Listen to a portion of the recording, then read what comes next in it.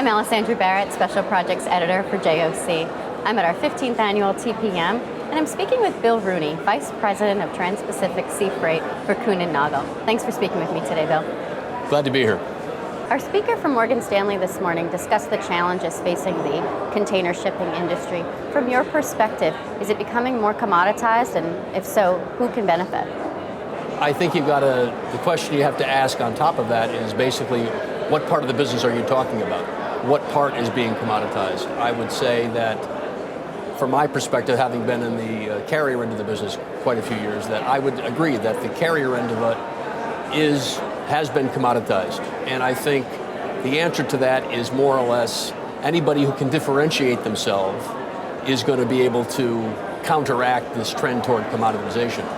And from our perspective as a forwarder and NVO, we fundamentally feel that we sell a different product than what the carriers sell. So we aren't necessarily challenged by this move toward commoditization, because the commoditization is happening in a part of the business where we do our purchases ourselves. So the commoditization, I would say, doesn't necessarily affect us.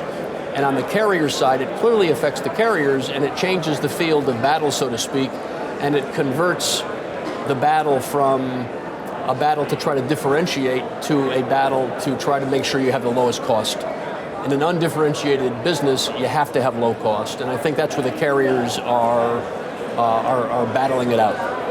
Does it make sense to move away from long-term contracts?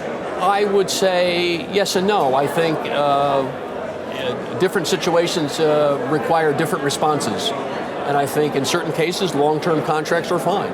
In other circumstances, they aren't. I think it depends on the needs, not only of the person who's contracting for services, and it also depends on the need of the person who is selling those services. So I think it can be short-term, long-term.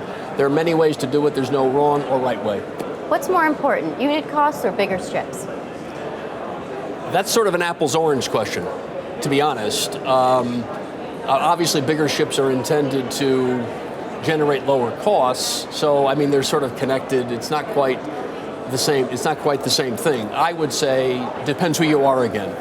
If you're a carrier and you're in a business that has been down this path of commoditization, then yes, big ships are a good thing because they're generally going to help you have a lower cost. Now, there, as was pointed out in various sessions, at least one session yesterday, there are limitations. There are diseconomies of scale at some point.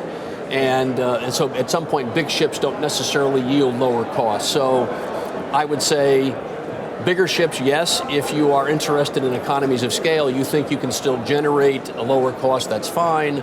But lower unit costs can be achieved a variety of different ways, number one. And lower unit costs mean different things to different people. So a carrier has a different set of unit costs that add up to a lower number than, say, a company like ours would. So we have a different way of achieving our low cost. So I think it depends. You have to decide which company you're talking to and which costs are important to them. It's always great to get your perspective. Thanks for taking some time away from the busy schedule. Thank you very much. It was great to be here. I've been speaking with Bill Rooney, Vice President of Trans-Pacific Seafreight for Kuehne Nagel.